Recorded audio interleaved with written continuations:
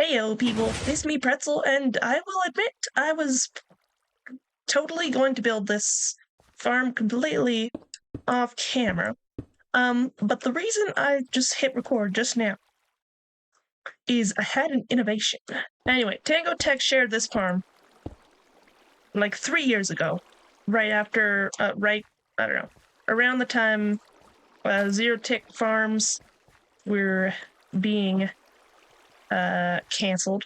But even though it's been so long, it still works.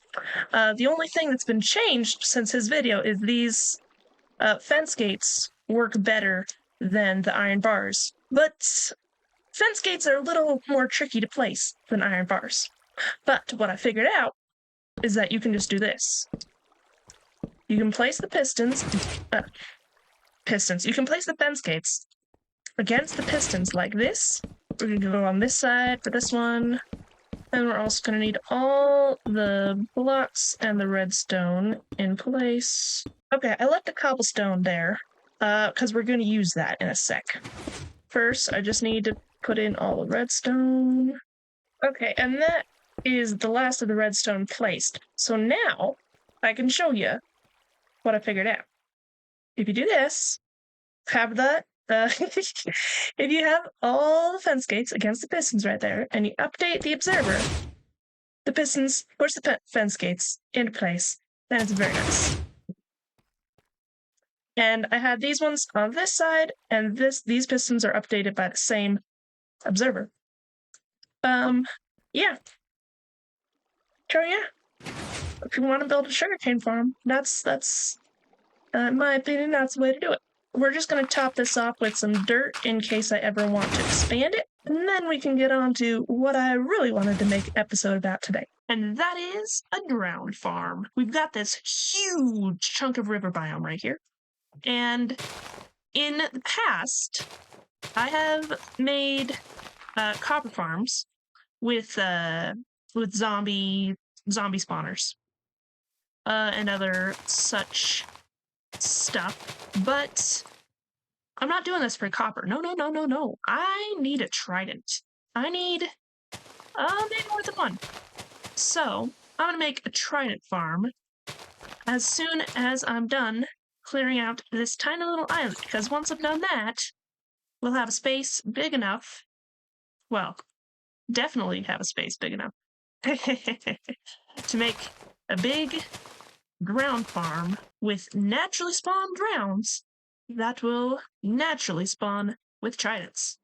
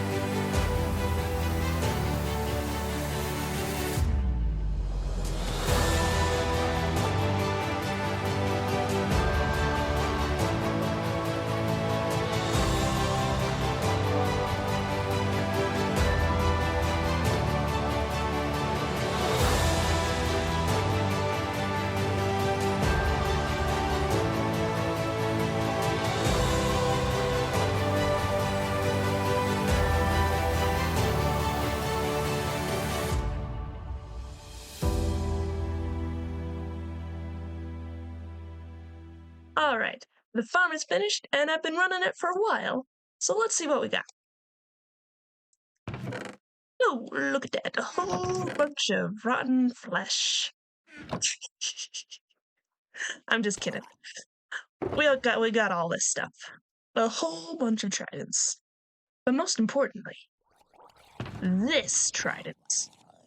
Oh my goodness, guys.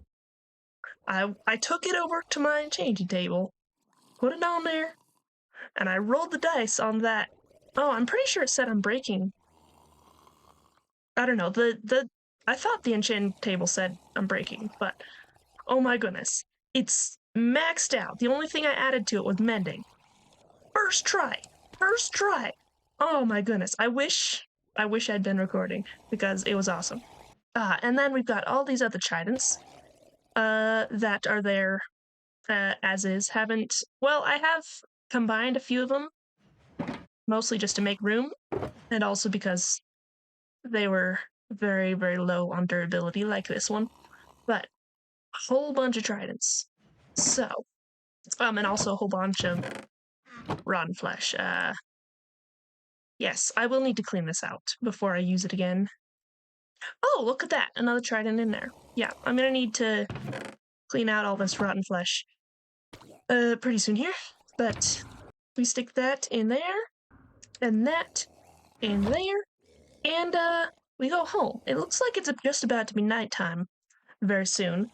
And that means it's time to do a routine astronomical check. And one thing I didn't mention, I did use some of, actually, a whole bunch of levels to name all of my dogs, and they're all named after astronomical bodies. Most of them are stars, but this one is a cluster in the Cancer constellation. And then we've also got planets like Saturn and Neptune and George and Jupiter. Jupiter is my favorite planet. Yes, but it is time to check the stars with my good buddy Antares. We come in here, polish the telescope, and take a look through the telescope. Hang on. Those stars look a little far apart from each other. Hold on, let me...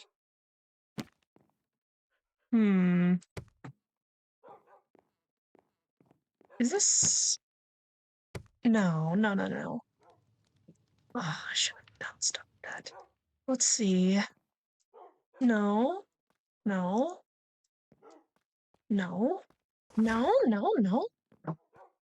Why? Hold on. Okay. Let me just make sure I didn't see that wrong. No? Okay. So, stars have certain patterns that they move around in, okay?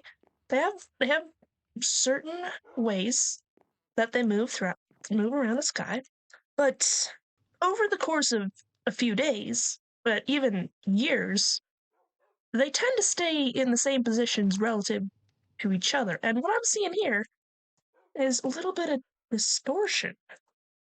There's like a space where some are closer together than normal, some are farther apart.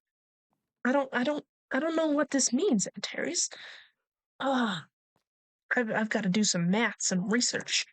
Okay, so I did some math, and the prospects are not good.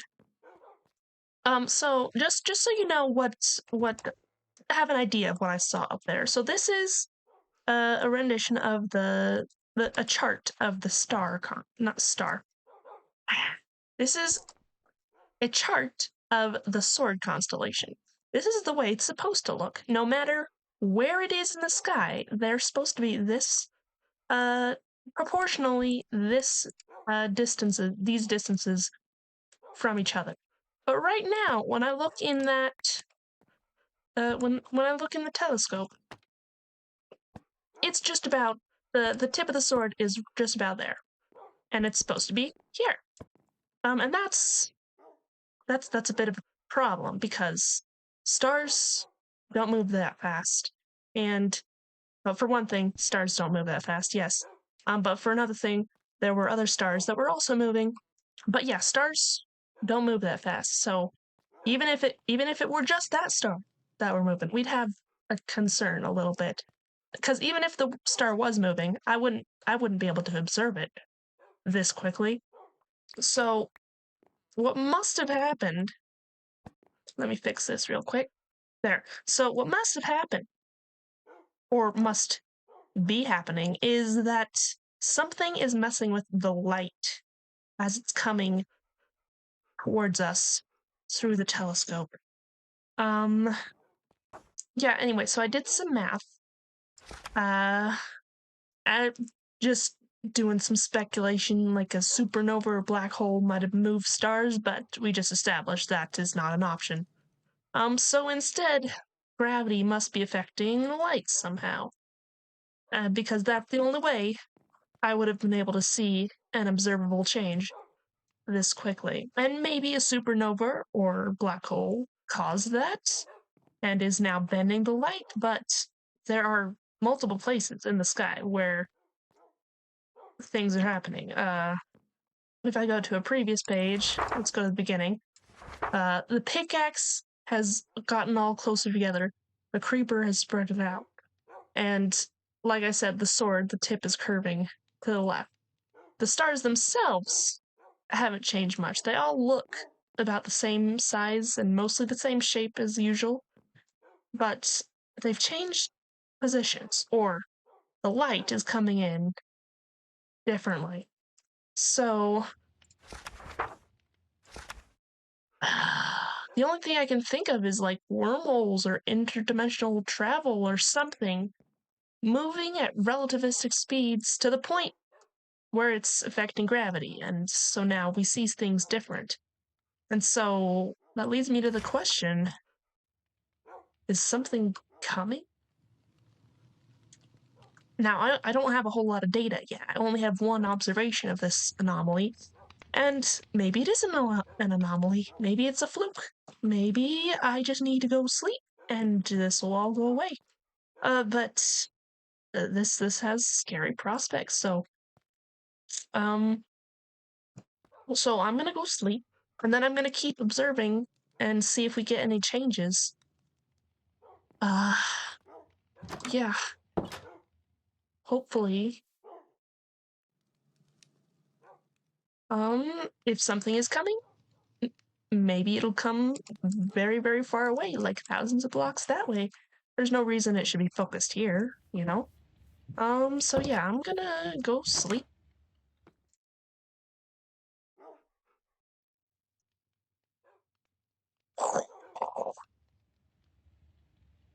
Who's that? Sounded like it came from over here. What is that? It looks kind of like a weird nether portal. You see what happened? No? What about you? No?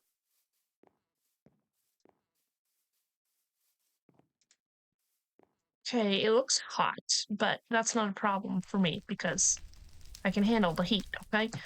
Hall 5A secondary reactor. Hall 5A? What? What is this thing?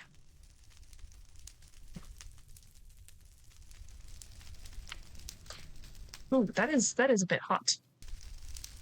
Hall 5A. Oh my goodness. Whatever it is, it looks very broken. And if the words Hall 5A suggest anything, it is size. It is huge. 5A, if there were 5 halls and this were Hall 5A, oh my goodness, guys, this seems super big.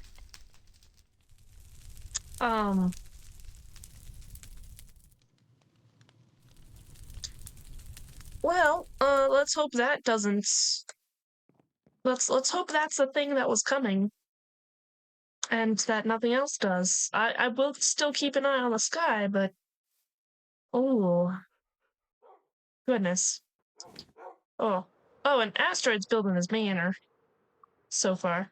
This is where we are at this point. It's got a bat. It's cool. Yeah, yeah, so I'm gonna keep an eye on that, and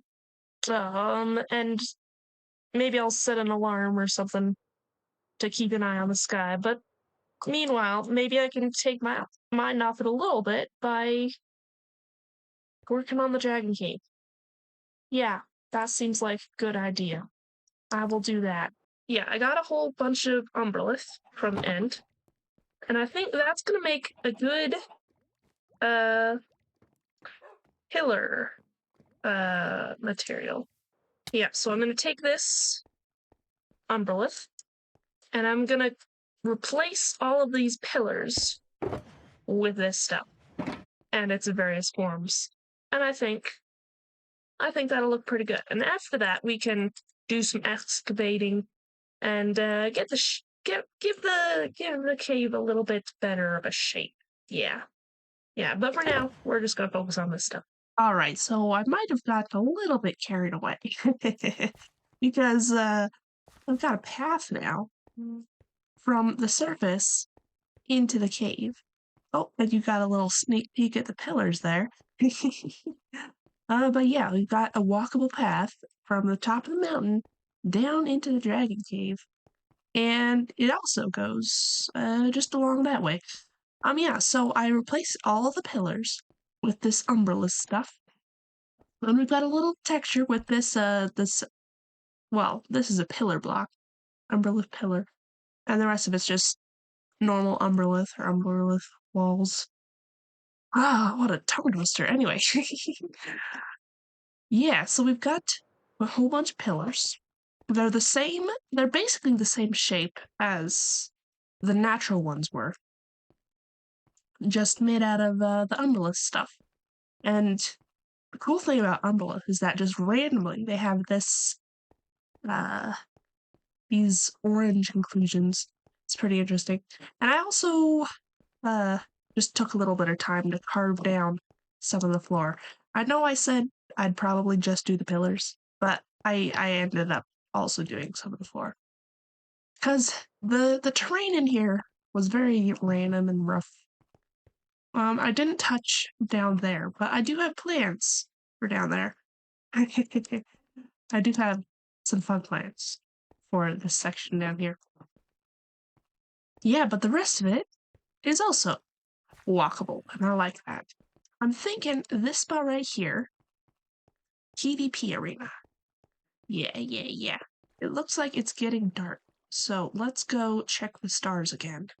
Okay, let's see.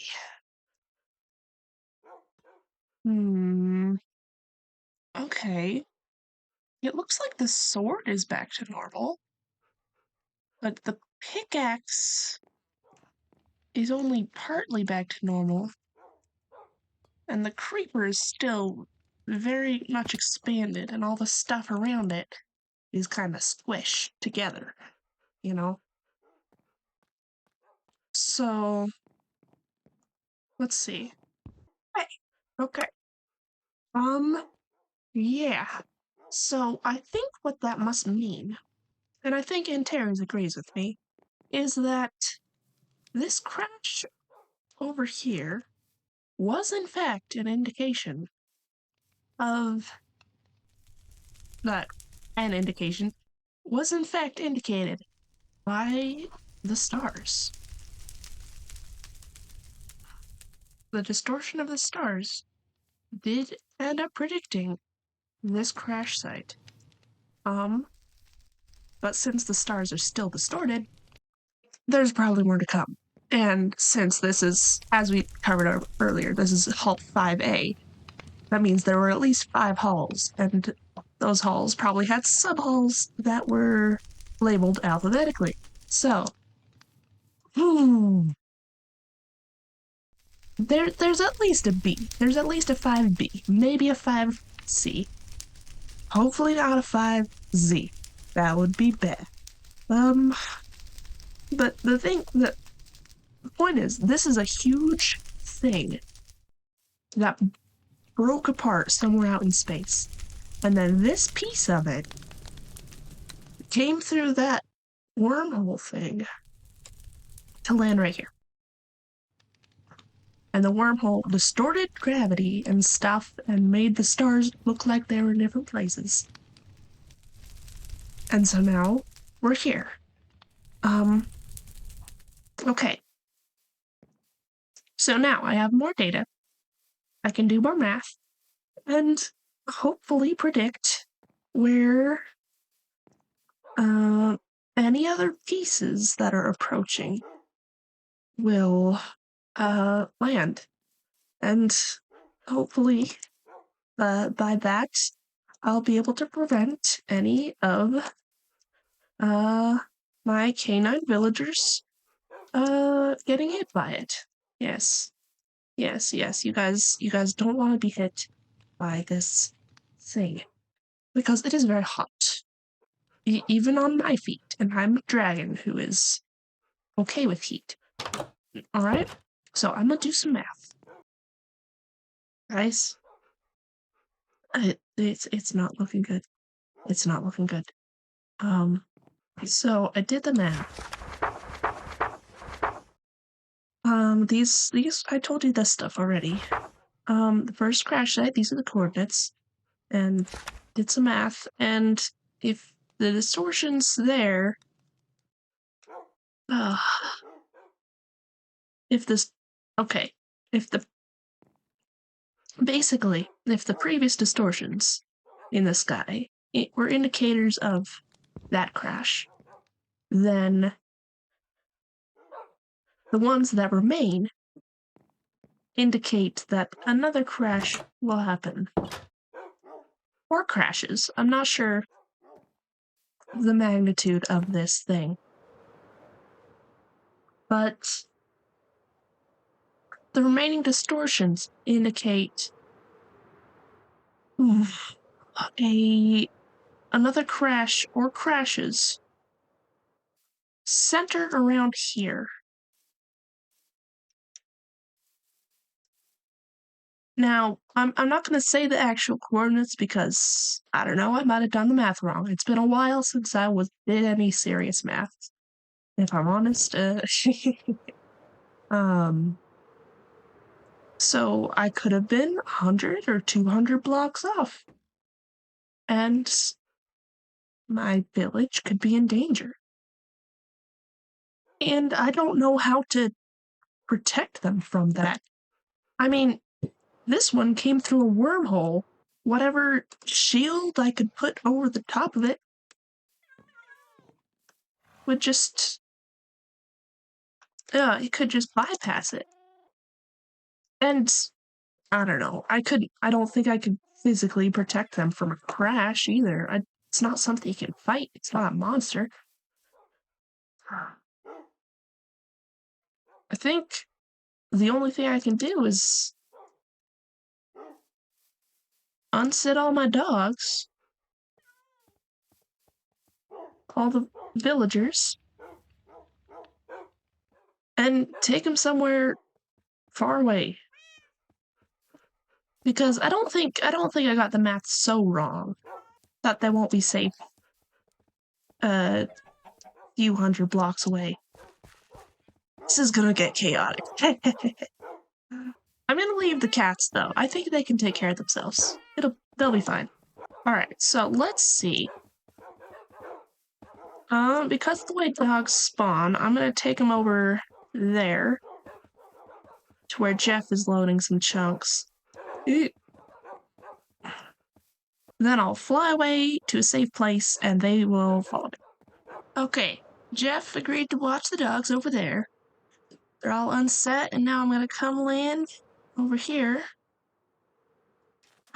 Perfect! Oh my goodness, they landed in it. They landed in a perfect square. Awesome. Alright, I'm gonna sit them all down here. Oh, this is chaotic. Okay. Okay. We got all of them here. They should be safe. Oh, I'm just gonna go back and make sure didn't leave any behind. I may go bring back some materials to make a house or something, so that they don't have to, be on this bare island the whole time. I mean, I don't know how long it's gonna take for this star stuff to be resolved, so might as well make a little base there, I guess. I'm not sure what the dragon will think of this, though. Because this is kind of similar to things I've done in the past where I've ran away from things. But I really can't think of anything else I could do.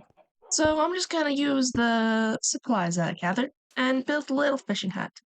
And maybe we can relax until the star thing blows up. But this episode's been long enough, so I'll show you guys the fishing hut next time. So until then, I've been the Amateur Pretzel.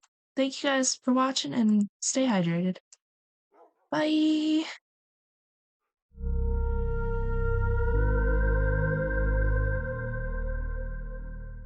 And no, I did not forget about the water. I mean, not completely. Oopsie.